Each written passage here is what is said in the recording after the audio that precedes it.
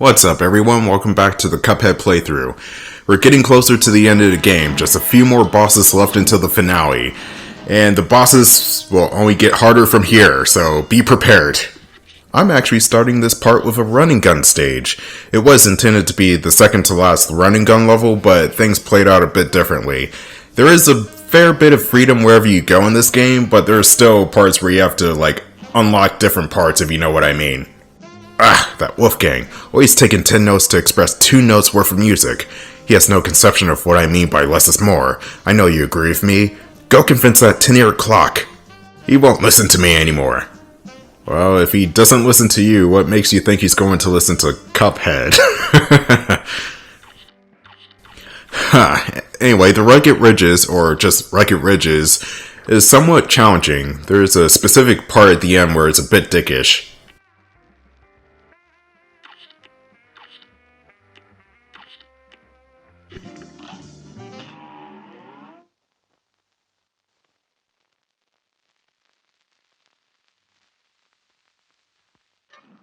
You're up. Chaser makes short work of these goat enemies. They will throw pickaxes which act like boomerangs. They will go to your current location, just stay in the air for a little bit, then fly back to where the goats presumably were if you killed them. There's also these fireballs circling the platforms. More on those later, those are annoying. I don't think the fireballs can die, they're just there to be a nuisance basically. Watch out for these pendulums. If one side dips too far below the edge of the screen, you'll get damaged by the bottomless pit.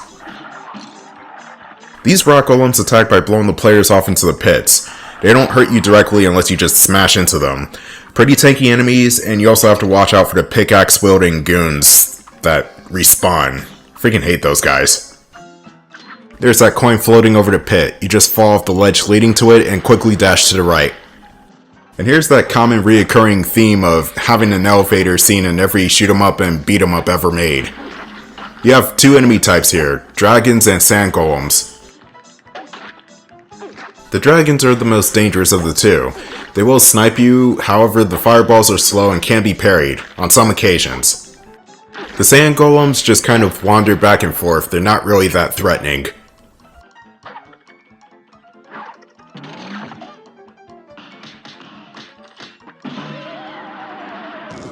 Note to self, Chaser's special is not that good. I mean, it could be useful for smaller enemies, but you're also putting yourself at risk of getting yourself hurt too, which is not great.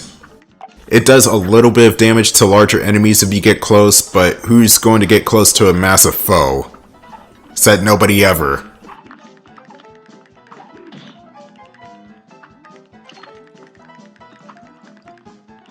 Like I said before, the goats always come back from the dead, so it's better to just shoot them and move on as quickly as possible. I don't necessarily have a problem with respawning enemies, ghosts and goblins notwithstanding. And to my knowledge, it's just those particular enemies that come back from the dead for some reason. Recollecting that coin, even though I don't really need the shop for anything else anymore. It's just, I'm collecting coins at this point. I already got the good weapons I need, so there's really no point to visit Pork Rind anymore. Oh crap.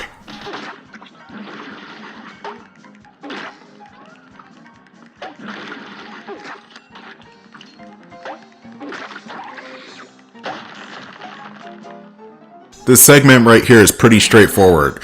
You got these jumping goat enemies that will die in a few hits.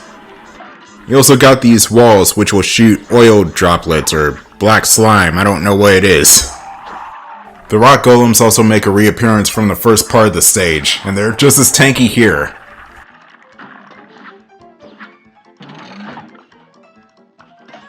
Another freaking wall trying to kill me.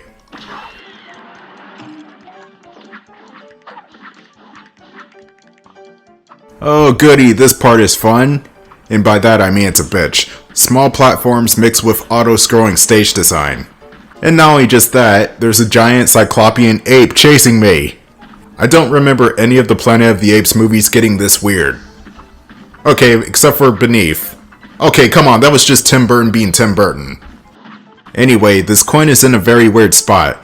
You have to be quick on your feet in order to dodge the fireball. Make sure it's on the other side of the platform when you go for the coin. You cannot kill the ape, it is very much indestructible, as well as the flames, so the only thing you can do is jump and pray. And here's a psych out moment which will scare any first time player. The ape nearly falls on top of Cuphead. Good thing is, your hitbox is turned off. But yeah, that's pretty much every run and gun stage in the game.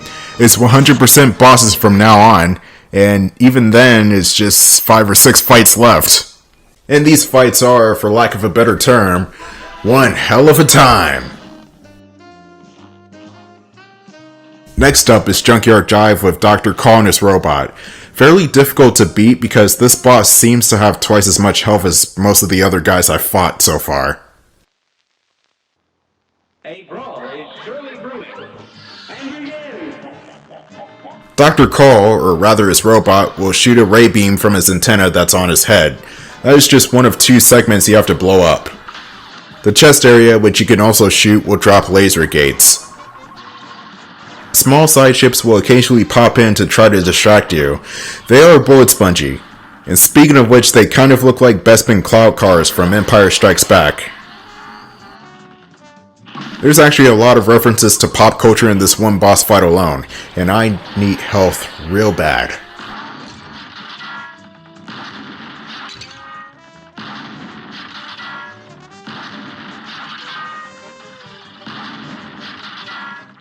When the robot's head is broken, it will shoot a spread shot.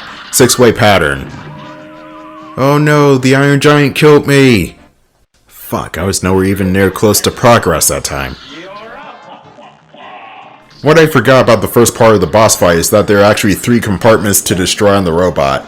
The antenna on the head, the chest, and then there's the gut area where all those cloud cars are coming from. The robot looks like a cross between the Iron Giant and Bender from Futurama. This guy is great.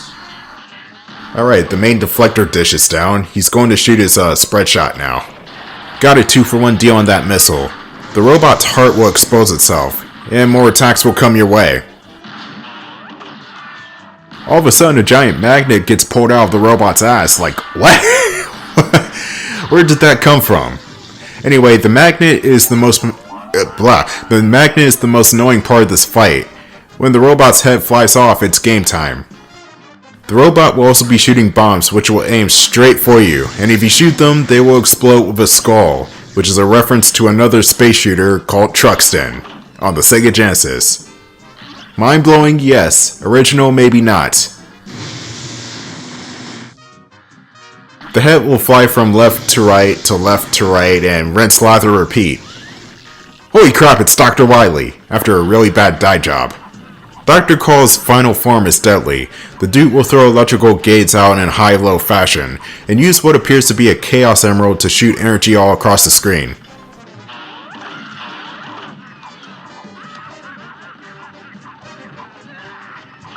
Pink bullets for the win, by the way.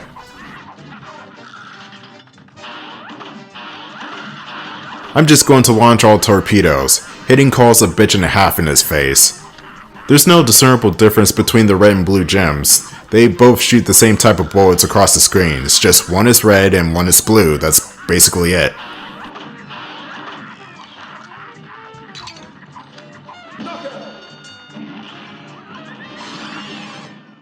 The bootleg Dr. Wily can't even beat Cuphead. Now that's just sad. Not really. I mean, honestly, who can reasonably beat Cuphead at this point? Doomslayer?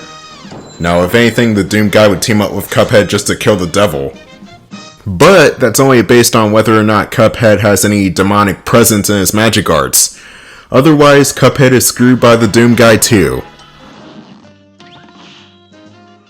To the northeast is Morphile 3. The theater here is hosting the next boss, Sally's Stageplay starring in dramatic Fanatic.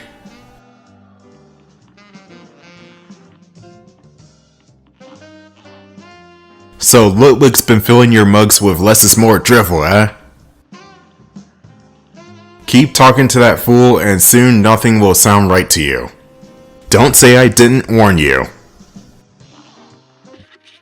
Time to go to the theaters, not to watch Batman or Sonic 2, but to watch some sort of Cuphead creature fight a gigantic stage prop thing person. Here's the Sally Stageplay fight. This boss is kinda tricky, but there are a few things to help you out, mainly the charge shot and the spread shot. I should be good with this setup.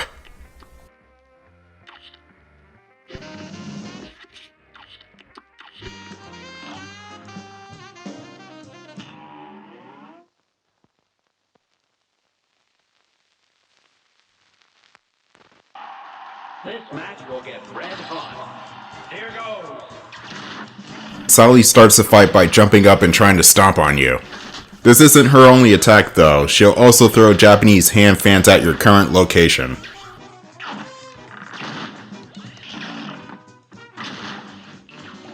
Sally hates corners, that's good to know.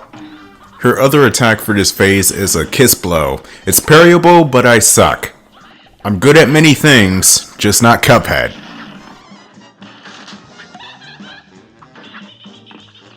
Looks like the transition for phase 2. Now you may be thinking, the husband's gonna jump in, right? No, he's just gonna sit in the background hanging about like a punk bitch. Sally will mix up her attacks and add glass baby bottles. Yes, that's right. Glass baby bottles exist. And God help you if it smashes on the floor. Both in game and in real life. Oh, Sally likes corners now. What the fuck? There's gonna be a bunch of wind-up mouse cars on the ceiling and on the ground. This phase is not too bad, but the next phase is kinda tricky, so you have to watch out. Did I just commit another murder? Man, Cuphead is on a roll. Holy crap, Sally is Kefka.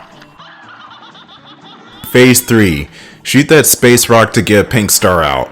Reason for that is the giant wave will run you over if you don't bounce off that star. You can get around the wave with the smoke bomb too, but it's extremely precise. The angel from hell will also throw lightning bolts or stage props of lightning bolts at Cuphead. Use the charge shot, she's not going anywhere. Dodge that by the skin of my teeth there. The curtain in the background says asbestos safety. This game is wonderful. Anyway, the final phase is pretty easy. Sally will just flutter back and forth in the air while this umbrella or parasol will skate along the floor. There's also some asswipe from off screen throwing roses at you. Stupid tuxedo mask. Ow! That's what I get for talking shit about Sailor Moon. But still, Tuxedo Mask is such a stupid character. This form does not have that much health. Sally's Stageplay overall seems to have less health than any of the other bosses. This is to make up for the extra face that was thrown in. Still a pretty challenging boss either way, especially with that second or third phase, you know, the phase with Kefka and the meteor and the wave.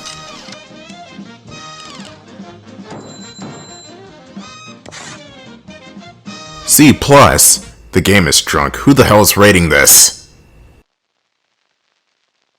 Oh well. The next boss I'm going after is the Phantom Train. It's a step up from Sally in terms of difficulty. So I have to be a bit more careful with this one.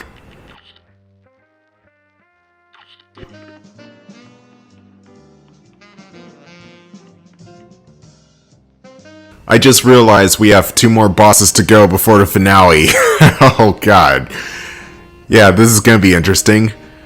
Don't mind that random cut in the music, I just started a new recording for that part. I don't know why. I think I was running over time.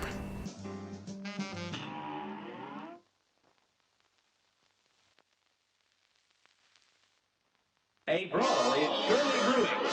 Here goes. The cart that Cuphead is on will have 2 valves on either side. Parry off of those to move the cart. As for the Phantom Express, the ghost will throw eyeballs. Weave in between the eyes and shoot them. They will bounce to the left. The airborne pumpkins will drop soap bars. Wait, what? I'm not even sure if this is E10 anymore. This is getting suspect. The soap boxes are pink, so you can bounce off of them with relative ease.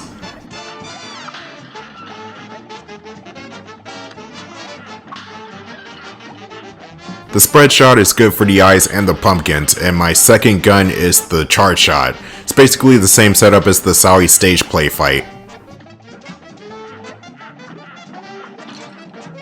Ah, shit. This part of the fight isn't as hard as I'm making it look. I'm just being too aggressive here.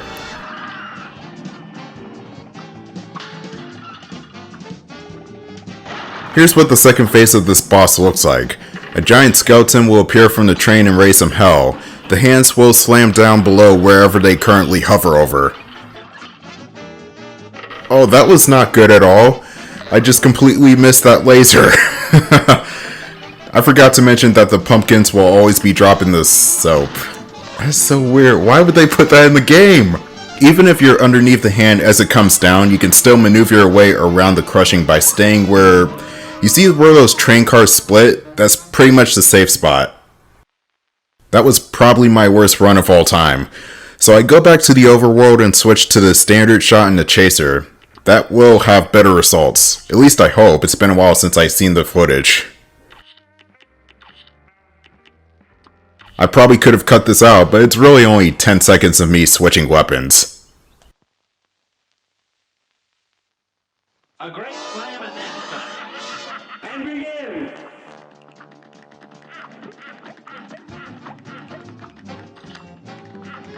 begin. The eyeballs die in one hit. Okay. Maybe this, maybe the standard shot is really good for this guy. The chaser shot is really good for killing those jack-o'-lanterns pretty fast, too. I did not give you permission to move my cart, good sir. I got sidetracked earlier, but the soap boxes that the jack-o'-lanterns, I almost called them skeletons, I don't know why, but those soap boxes that fall into the valves on the cart will maneuver you into places that you don't want to go, so you gotta be careful.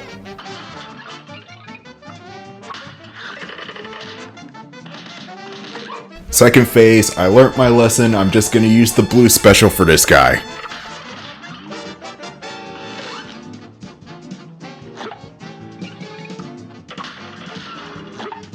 The next phase is where the attacks will pick up.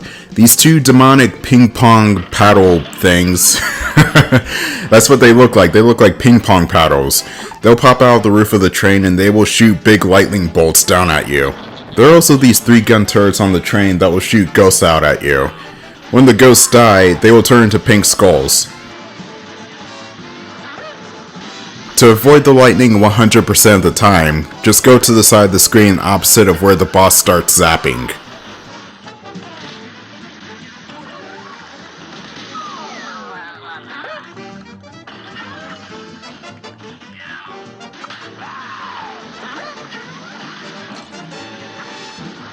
Ah, stupid skull.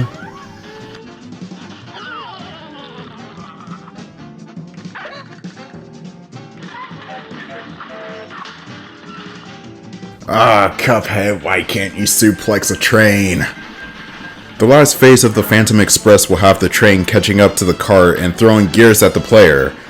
What you have to do is parry the light bulb on the tail to open up the hatch and expose the heart of fire. Be careful though, the furnace will spit out a whole bunch of small flames.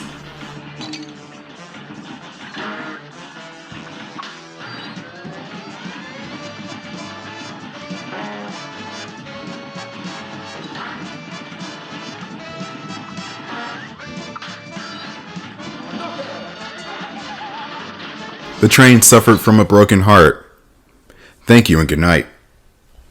The Phantom Express is a pretty good boss, if mainly for the aesthetic though. I don't really like the fact that you're on a cart for most of it, and you could potentially fall off the thing and die.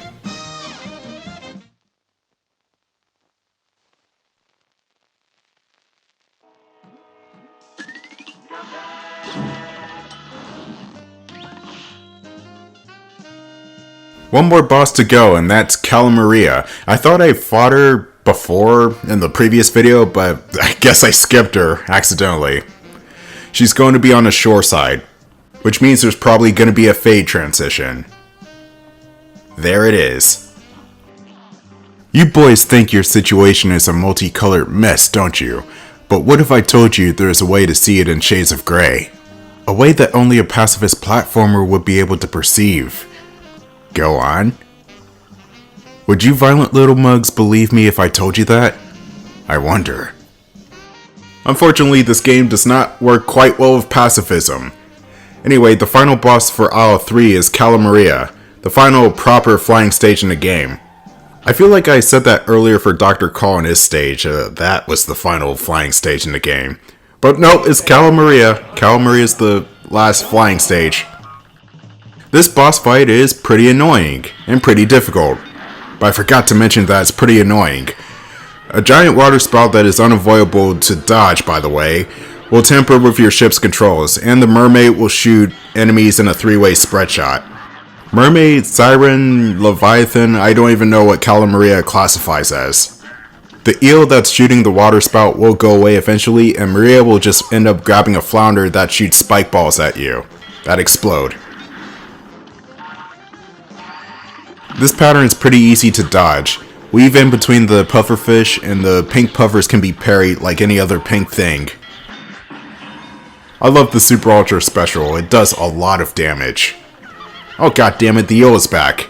The most annoying thing about this fight is not getting hit, it's getting shoved into something that hits you. And if I'm not mistaken, after this second eel is when Phase 2 starts.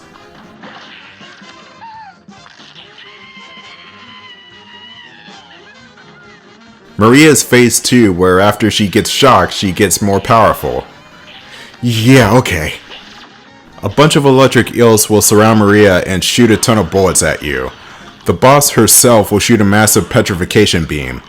The stone beam is unavoidable, so you have to maneuver yourself to where you won't get immediately shot upon turning into stone. You have to tap the face buttons quickly to break free of the stone. The final phase of Cala is the hardest part of the fight.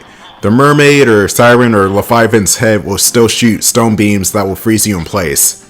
You have to watch out for their skull projectiles, which is admittedly very annoying to dodge in this tight of space. Be careful of the walls and use your torpedoes to end the fight with the Medusa head very quickly. Hey, that's what it is, it's a freaking Medusa head from Castlevania. Anyway, that's it. That's all the bosses in Inkwell Isle. But that's not the end. We got 2 more bosses left to conquer. I'll see you in the final part.